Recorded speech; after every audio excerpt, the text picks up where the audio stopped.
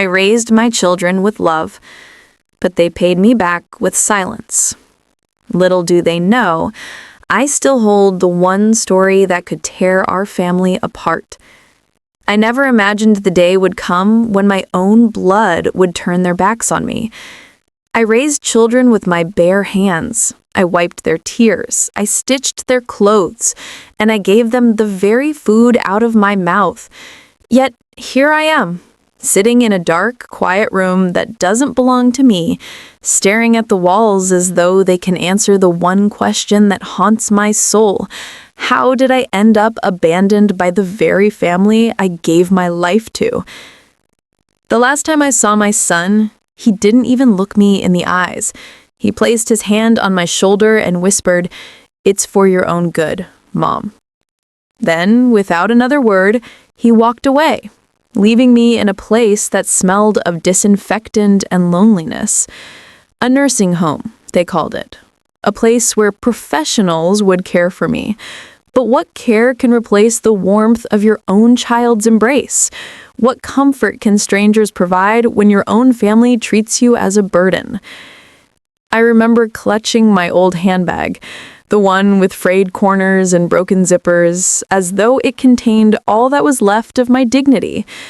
Inside were a few faded photographs, my wedding day, my children as babies, and one picture of me holding them both in my arms, smiling as though the world had finally given me everything I had ever dreamed of. I pressed that photo against my chest and whispered, "Where did it all go wrong?" When you reach my age, memories become both a gift and a curse.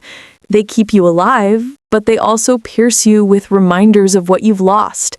Every wrinkle on my face carries a story, every silver hair holds a sacrifice, and every tear I shed tells the tale of years gone by. But none of those stories prepared me for this one, the story of betrayal by the ones I loved most. The nurse who greeted me at the nursing home smiled politely, but her eyes held no warmth. She showed me to a small room with a single bed, a window covered by dusty curtains, and a nightstand that smelled faintly of medicine. "You'll be comfortable here," she said. But what she really meant was, "This is where you will be forgotten." That night, I sat on the edge of the bed and listened to the muffled cries of another resident down the hall. I thought of the house I had built with my husband, brick by brick, memory by memory. I thought of the kitchen where I cooked meals for my children, the garden where I watched them play, and the living room where we sat together on cold winter nights, wrapped in blankets and laughter. And I thought of the day I buried my husband, standing beside his grave with my children's hands in mine, believing that at least we still had each other. But I was wrong. So very wrong. I can't tell you the pain of realizing that the same hands I once held now push me away. The same voices that once called me mama now call me burden. The same hearts that once beat close to mine now beat in rhythm with convenience and selfishness. And yet, as I sat in that room, surrounded by strangers, one thought struck me like lightning. This is not the end of my story. No, my children may think they have silenced me, but they do not know the secrets I have carried for decades. They do not know the sacrifices I made, the promises I kept, or the truth that still lies hidden beneath layers of silence. I'm an old woman, yes. My hands tremble, my back aches, and my voice sometimes falters. But within me burns a fire that cannot be extinguished by loneliness or betrayal.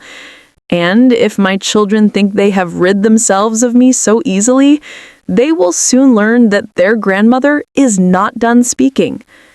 For the truth I am about to reveal will shake the very foundation of our family. It will make them question everything they thought they knew about me, about themselves, and about the legacy we share. This is not just a story of abandonment. It is a story of secrets, of betrayal, of choices made in desperation, and consequences that echo through generations. And as I prepare to tell it, I warn you, Once you hear the truth, you will never look at me or my family the same way again. So let us begin. But be prepared, my dear listener, because this story is not for the faint of heart. Part 2. When I close my eyes, I can still see the beginning, the days when life felt whole, when the word family still meant laughter at the dinner table and promises that seemed unbreakable. Back then, I believed love could withstand anything. I believed sacrifices were remembered and loyalty was forever. I was wrong. I was born into poverty, raised in a small village where survival meant working from dawn to dusk. My hands were calloused before I was even a woman, my back bent long before its time. But when I met the man who would become my husband, I thought life had finally offered me a gift worth every hardship. He was kind, strong, and carried dreams bigger than both of us. Together, we built a home, not just with bricks and wood, but with trust, sweat, and the belief that our children would one day live easier lives because of our struggles. Those early years were not easy. There were nights when I went to bed hungry so my children could eat. There were winters when I wrapped myself in thin blankets so they could stay warm. I patched clothes until the fabric could take no more thread. But I never complained. I thought, this is what mothers do. This is what love demands. And when my children laughed, when their tiny feet ran across the dirt floor of our first house, I felt rich in ways money could never measure. Every smile, every hug, every whispered, "I love you, Mama," was payment enough for the hunger, the exhaustion, the aching body. But here's what people don't tell you. Sacrifices, no matter how great, do not guarantee gratitude.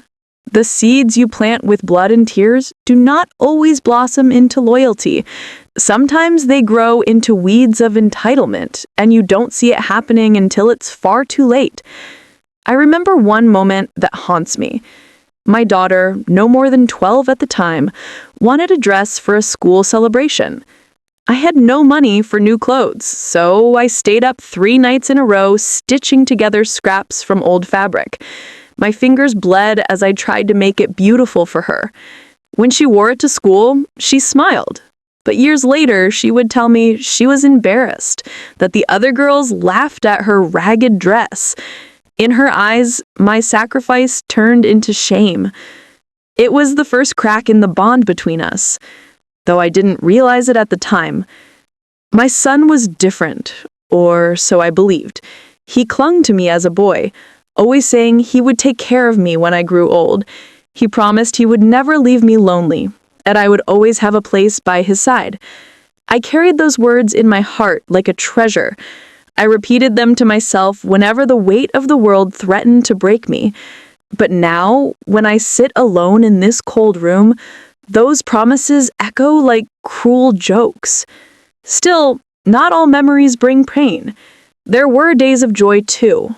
Birthdays filled with laughter, nights when my husband played his old guitar, and the children danced barefoot on the porch, evenings when we sat beneath the stars, dreaming of better futures, never imagining those futures would one day exclude me.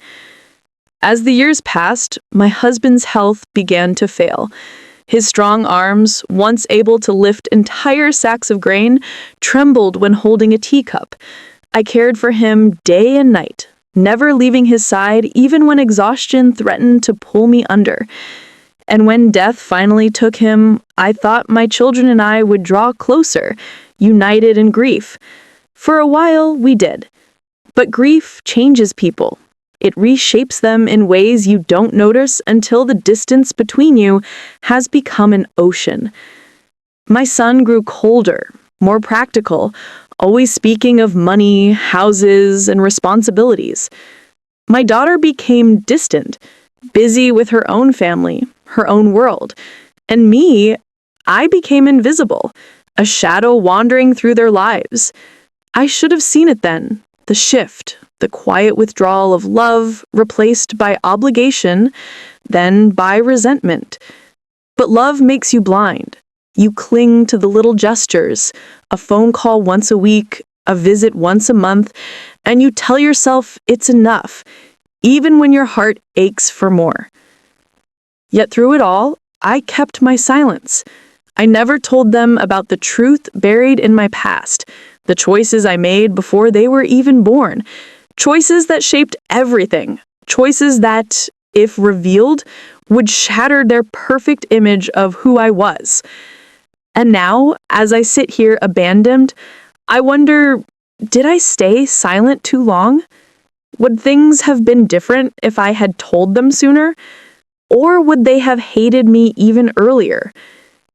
The secret is still locked in my chest, but it grows heavier with each passing day. I can feel it pressing against my ribs, begging to be freed. And I know, one way or another,